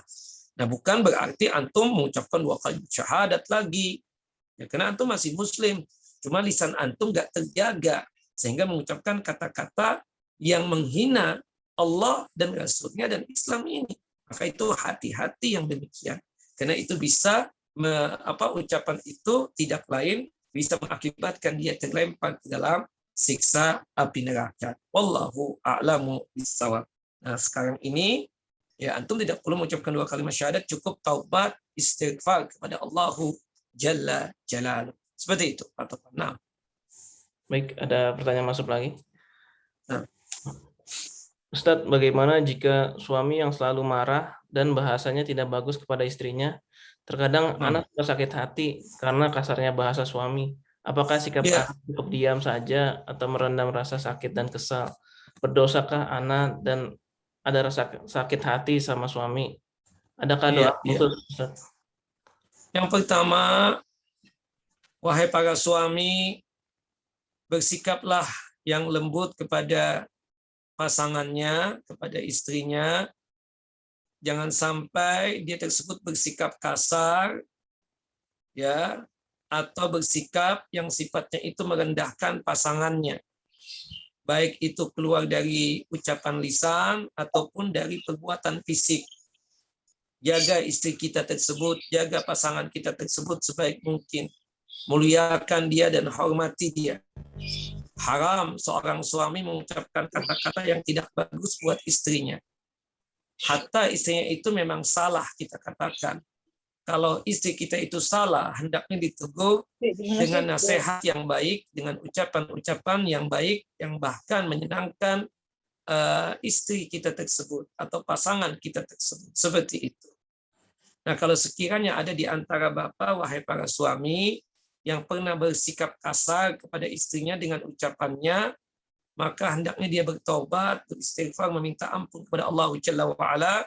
Yang kedua yang dia lakukan, meminta maaf kepada istrinya. Meminta maaf kepada istrinya. Kemudian yang ketiga untuk istrinya, tolong suami yang seperti itu diberikan nasihat agar tidak mengulangi perbuatannya. Tidaklah salah seorang istri itu untuk memberikan nasihat kepada suami ketika melihat sang suaminya tersebut salah dalam melakukan sesuatu hal atau bahkan perbuatannya itu adalah maksiat dan perbuatan durhaka kepada Allah yang sama dengannya adalah dosa. Mengucapkan kata kasar kepada istrinya, apalagi ucapan yang diucapkan kata jorok atau kata-kata yang sifatnya menghinakan, itu tidak lain adalah dosa besar. Itu adalah apa? Dosa besar. Apalagi sampai melecehkan dengan ucapannya itu, maka itu kategori adalah dosa besar. Maka hendaknya dia bertaubat kepada Allah Jalla wa'ala dan meminta maaf kepada istrinya. Dan istrinya ya jangan diam saja. Suami yang seperti itu tolong diingatkan, diberikan nasihat, diantarkan kepada kebaikan, bukan didiamkan. Nah, sekarang ini ibu merasa sakit hati dengan ucapan suami tadi itu. Maka cara untuk memperbaiki, duduk bareng dengan si suami tadi. Ya, ceritakan, ini sudah berapa tahun rumah tangga. Kok sepertinya tambah hari, tambah bulan, tambah tahun, bukannya baik. Ya, si suami tersebut malah tambah jahat dan condong maksiat. Ya, padahal dari dia sudah banyak anak yang dia dapatkan. Seharusnya kan seorang suami yang baik, tambah hari, tambah pekan, tambah bulan, tambah tahun, tambah baik kepada istrinya, kan seperti itu. Apalagi dia sudah mendapatkan anak dari istri yang sudah sekian lama mendampingi dia. Nah, seharusnya kalau kita ini sebagai suami sanggup untuk bersikap baik kepada orang lain, mengolah kata yang baik ketika berbicara dengan orang lain, maka untuk ucapan kita kepada istri kita tentu lebih baik lagi harusnya. Lebih bagus lagi. Jangan sekali-sekali kita menghardiknya, menghinanya, apalagi melecehkan dengan ucapan yang na'udzubillah. Ya, ibu, semoga ibu mendapatkan kesabaran ya dengan mendapatkan suami yang model seperti itu. Ini sudah menjadi suami ibu, kewajiban ibu adalah mendakwahkan dakwah ini kepada suami ibu, ajak suami ibu kepada kebaikan, selalu ingatkan apa yang dia ucapkan itu tidak boleh, itu adalah perbuatan maksiat dan dosa yang khawatirnya akibat mengucapkan kata-kata yang seperti itu, dia kelak nanti akan dilemparkan ke dalam siksa api neraka. Na'udzubillah, summa na'udzubillah. Semoga pasangan ini menjadi pasangan yang sama sakinah, mawaddah dan rahmah. Saya doakan seperti itu. Semoga suami ibu berubah menjadi seorang suami yang soleh, yang punya sikap yang baik, punya akhlak yang baik kepada istrinya. Termasuk selalu menjaga lisannya. Dia tidak mau untuk menghinakan istrinya dengan lisannya yang jahat misalnya. Seperti itu. Nah, semoga yang keluar dari lisannya suami tersebut adalah ucapan-ucapan yang baik. Wallahu a'lam bishawab. Nah, begitu saja. Ustaz, ada pertanyaan lagi? Cuman itu di luar tema nih sebenarnya. Silakan. Apa bersentuhan suami istri membatalkan wudhu? Tidak membatalkan wudhu. Yang membatalkan wudhu itu cuma 5. Yang pertama adalah ya segala sesuatu yang keluar dari kubul dan tubuh kita yang bagian bawah. Seperti buang air kecil, buang air besar, buang angin, batal wudhu kita. Yang kedua yang membatalkan wudhu kita adalah makan daging onta. Berdasarkan hadis dari sahabat yang mulia Jabir bin Samarah, dan yang kedua dari hadis sahabat yang mulia Bara bin Azib radhiyallahu anhu. Yang ketiga yang membatalkan wudhu kita adalah an-naumul amik, tidur nyenyak atau pulas. Yang keempat yang membatalkan wudhu kita hilang akal seperti pingsan. Yang kelima yang membatalkan wudhu kita memegang kemaluan secara langsung dan sengaja. Ya, artinya kalau kita mandi, kita sabunan, kemudian kita sabuni bagian itu, maka batallah wudhu kita. Nah, kemudian kalau kita, atau maaf banget kalau bahasa kurang sopan, punya kita gatal, tapi kita garuk di balik pakaian kita. Apakah batal? Wudhu kita tidak membatalkan, karena tidak langsung. Jika kita nih sebagai laki-laki, habis mandi, ingin mengeringkan badan kita dengan handuk, cuma kita tergesa-gesa dan terburu-buru, mengakibatkan punya kita tersentil sedikit dengan tangan kita. Apakah batal wudhu kita? Tidak, karena tidak sengaja. Nah, cuma 5 ini saja yang membatalkan wudhu kita. Sedangkan berselaman dengan istri, cipika-cipika dengan istri tidak membatalkan wudhu, atau mencium istrinya tidak membatalkan wudhu. Wudhu suaminya ya tidak batal, wudhu istrinya juga tidak batal. Dalilnya Ustaz, Rasulullah SAW itu kalau mau melaksanakan ibadah salat, itu mencium istrinya terlebih dahulu. Baru beliau masuk ke masjid untuk melaksanakan ibadah salat. Nah, jika sekiranya bersentuhan dengan istri itu batal wudhu, pastinya Nabi setelah mencium Ibunda Aisyah atau istri yang lain, pastinya Rasulullah setelah itu berwudhu. Tapi itu tidak dilakukan oleh Nabi. Karena memang bersentuhan dengan istri, bersentuhan dengan suami, hatta cipika-cipiki sekalipun, tidaklah membatalkan wudhu. Wallahu a'lam bishawab. Nah, begitu. Ustaz, ada pertanyaan masuk lagi. Nah, adakah doa-doa yang dapat menjaga lisan selain zikir yang kita sampaikan tadi? Ya, di antaranya ya kita sering-sering untuk melakukan zikir ya. Di antaranya berkaitan tentang keselamatan itu. Ya, doa kita ada satu doa yang kita baca di zikir kita itu. Ya, kita membaca seperti ini. Ya, Allahumma inni as'aluka al-afwa wal afiyata fid dunya wal akhirah. Allahumma inni as'aluka al-afwa ya wal afiyata fid dini wa dunyaya wa ahli wa mali. Ya Allah, sesungguhnya aku meminta ampun dan meminta keselamatan di dunia dan di akhirat.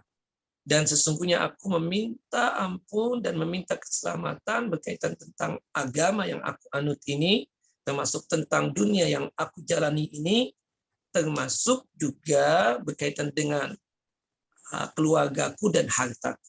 Minta dijaga. Nah, berkaitan tentang masalah agama dan juga dunia, kita katakan, Ya, termasuk adalah berkaitan dengan lisan kita ini. Ya, hendaknya kita memohon meminta kepada Allah Jalla wa Ala agar lisan kita ini selalu terjaga.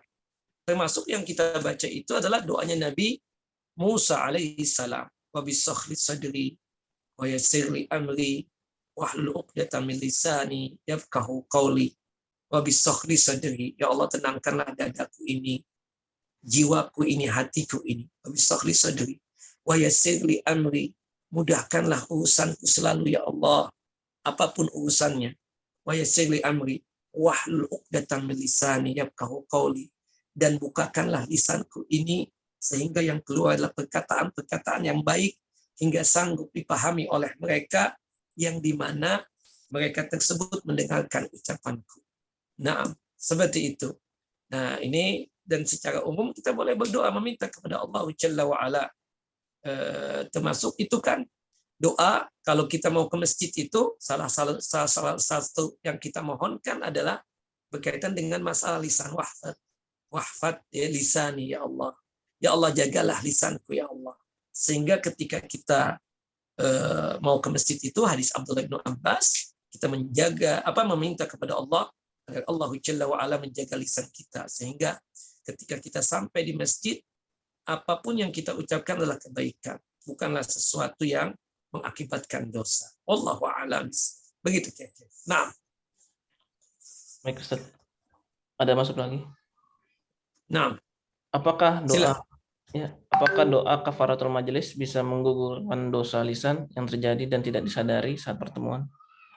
Ya, makanya kan kita di akhir dari kajian atau meeting atau pertemuan, apapun pertemuannya, kita disuruh untuk apa? Untuk membaca doa kafaratul majelis. Subhanakallahumma wa bihamdika asyhadu an la ilaha illa anta astaghfiruka wa atubu ilaik. Nah, dengan demikian majelis kita ini tidak dianggap sebagai bangkainya keledai, ya kan, seperti itu. Yang kedua, ya kata Nabi kita Muhammad SAW, dengan kita membaca itu doa, kalau sekiranya ada khilaf dan salah pada saat kita berjumpa ini, termasuk kan namanya berjumpa itu pastilah ada yang diucapkan, ada yang disampaikan melalui lisan ini. Jika sekiranya itu dianggap dosa oleh Allah Jalla wa Ala, tapi kita ketika berpisah, ya ketika kita menutup acara kita ini, termasuk kajian ini dengan doa kafaratul majlis tersebut, maka niscaya Allah Jalla wa Ala akan mengampuni dosa-dosa kita tersebut. Termasuk tadi kita salah ucap atau mungkin ada satu komentar yang sifatnya dinilai oleh Allah Jalla wa Ala dosa, makanya di akhir daripada kajian sebelum kita tutup, kita bahasanya selalu menutup dengan doa kafaratul majlis. Harapannya jika ada dosa yang kita lakukan selama kajian ini atau selama pertemuan ini, maka berdirinya kita dalam kondisi yang sudah terampuni dosa-dosa kita dikarenakan kita membaca doa kafaratul majlis tadi. Wallahu a'lam bishawab. Naam. Ustaz, ada lagi. Bagaimana sikap kita menyikapi rekan kerja yang suka menyakiti hati lisan? Apakah kita saja? Pertama, kita berusaha untuk memberikan nasihat kepada dia agar jangan sampai ucapan dia tersebut ucapan yang menyinggung atau menyakitkan hati. Kita ini kan satu kerjaan, satu kantor, satu maktab, bahkan mungkin satu sekolahan juga. Kita hendaknya menjaga perasaan orang lain. Salah satu caranya adalah menjaga lisan. Ingat nggak tadi apa yang kita sampaikan? Ada seorang yang kelihatannya penampilannya baik, seorang perempuan ya kan?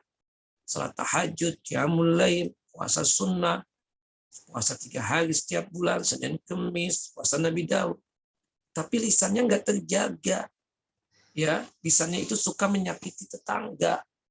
Ya, wa fi lisaniha ya lijari wa fi lisaniha salitatun lijariha, bahwasannya lisannya itu untuk tetangga itu sangat menyakitkan sekali, sangat menyakitkan. Wa fi lisaniha syai'un tu'dzi jiranaha salita.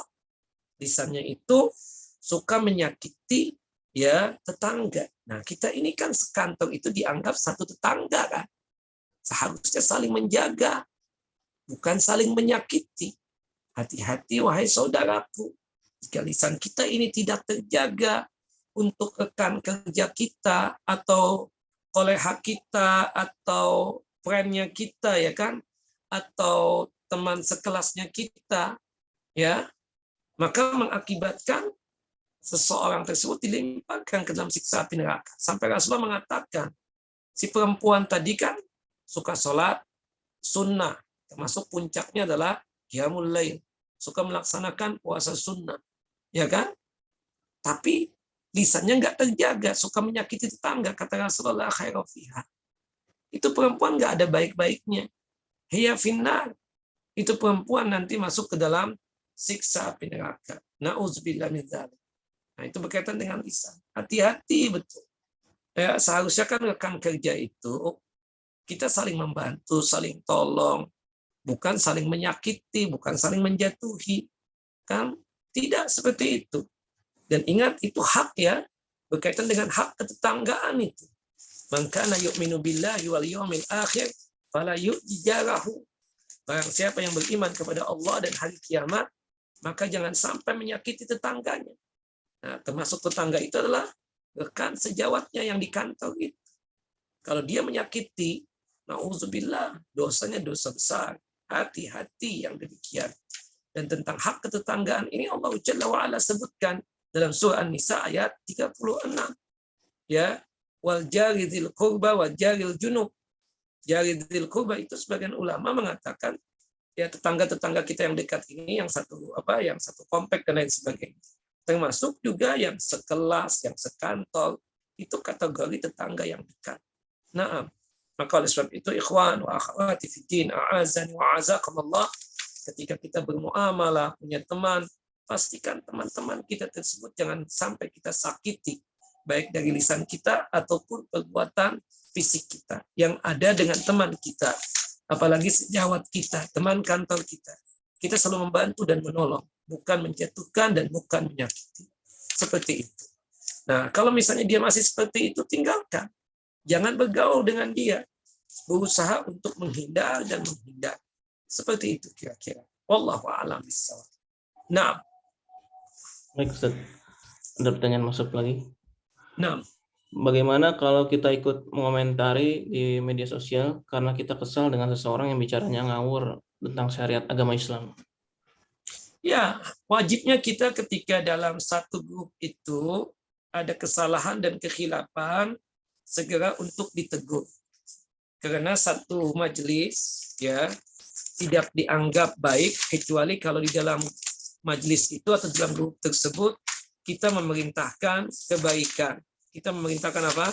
Kebaikan. Sebagaimana yang Allah Jalla wa'ala sebutkan, la khaira fi najwakum, tidak ada kebaikan dalam perkumpulan kalian tersebut kecuali di dalam perkumpulan tersebut memerintahkan, ya, amal ma'ruf dan nahi mungkar, memerintahkan untuk bersedekah dan memerintahkan yang baik-baiknya. Nah, atau mencegah orang dari perbuatan mungkar. Nah, makanya ketika di suatu grup tersebut ada khilaf dan salah yang dilakukan oleh teman kita misalnya, apalagi itu sudah menjurus kepada permasalahan din dan agama, maka hendaknya kita sebagai yang paham din, paham ilmu, hendaknya kita tersebut apa? Ya, meluruskan dia dengan bahasa kita yang santun, dengan kosakata yang baik, maka insya Allah mencegah dia dari perbuatan mungkar yang lebih jauh, atau dia tersebut berhenti untuk melakukan perbuatan kemungkaran tersebut, ya. Dalam surah An-Nisa, surah yang keempat, ayat 114, Allah mengatakan, la khaira fi katsirin min najwahum illa man amara bisadaqatin aw ma'rufin aw islahin bainan nas. Ya, tidak ada kebaikan dari kebanyakan perkumpulan tersebut. Nah, jadi grup WhatsApp pun misalnya, ya, kita lihat-lihat juga, kita masuk ke grup ini ada manfaatnya nggak buat kita secara dunia dan secara akhirat kita, secara agama kita. Kalau grup yang dimasukkan nomor handphone kita itu nggak ada manfaatnya sama sekali, baik secara akhirat ataupun secara dunia, maka lebih bagus kita keluar dari grup tersebut. Kemudian nanti kalau kita berada di grup tersebut, hendaknya kita memerintahkan orang-orang di grup tersebut bersedekah, atau ya mengajak dia melakukan kebaikan, posting tulisan kita berkaitan dengan din dan agama, mengajak mereka itu untuk menjadi orang yang soleh. Atau kalau di grup itu ada orang yang bertikai, maka kita berusaha untuk mendamaikannya. Itu yang dikatakan oleh Allah Jalla wa'ala di dalam surah An-Nisa, surah yang keempat ayat 114. Jadi komentarnya kita itu buat apa dulu? Untuk memperbaiki dia, agar dia jangan sampai seperti itu, bagus. Pahala buat kita. Karena kita diperintahkan untuk ya memerintahkan kebaikan dan mencegah manusia dari perbuatan kemungkaran. Ketika dia misalnya ada posting gambar yang tidak senonoh, wajib kita marah, wajib kita menegur, terutama admin nih, ya terutama admin, jangan sampai diam aja, ya dosa antum kalau diam saja, tegur, nasihatkan. Kalau dia masih seperti itu, ya sudah minta maaf, sudah 2 kali atau 3 kali diperingatkan, ya kita harus keluarkan orang itu dari grup kita, seperti itu. Wallahu a'lam bishawab. Naam. Pertanyaan terakhir, Ustaz. Monggo, silakan. Izin bertanya, Ustaz, perkataan seseorang pimpinan yang sudah pernah salah dan beliau sudah minta maaf, apakah harus tetap kita ikuti sebagai umat, dan harus bagaimana sikap kita yang harus kita lakukan, Ustaz? Kalau sekiranya kita punya atasan, qadar Allah, namanya manusia, pasti dalam perjalanan hidup itu kan ada kesalahan dan kehilapan. Kemudian dia tersebut sudah meminta maaf. Sikap kita yang baik adalah memaafkan. Bukankah Nabi kita Muhammad SAW mengatakan dalam satu hadis yang sahih, hadis yang dikeluarkan oleh Al-Imam Muslim, ma zadallahu abdan bi'afwin illa izzan. Tidaklah seorang hamba itu sanggup untuk memaafkan kecuali kemuliaan yang dia dapatkan. Nah, beliau itu kan adalah atasan kita atau pemimpin kita. Ketika dia memerintahkan kepada kita kebaikan, maka wajib untuk kita laksanakan kebaikan tersebut. Kecuali kalau dia memerintahkan keburukan atau maksiat atau perbuatan dosa. Haram untuk kita taati. Karena pada prinsipnya, kata Nabi kita Muhammad SAW, at-ta'atu fil ma'ruf. Ketaatan itu dalam hal-hal yang baik. Sedangkan dalam hal maksiat dan perbuatan dosa, ketika dia memerintahkan kepada kita, kita tidak boleh untuk ya taat. Kenapa? Karena yang dia perintahkan adalah maksiat atau perbuatan dosa. Kata Nabi kita Muhammad SAW, la ta'ata li makhlukin fi ma'siyatil khaliq. Tidak ada ketaatan kepada makhluk, siapapun makhluknya. Entah itu orang tua kita, atasan kita, suami kita, kalau perintahnya itu adalah bermaksiat kepada Allahu Jalla wa'ala. Nah, maka oleh sebab itu, alhamdulillah, ya atasan kita sudah minta maaf, maka seyogyanya lah wajibnya kita memaafkan.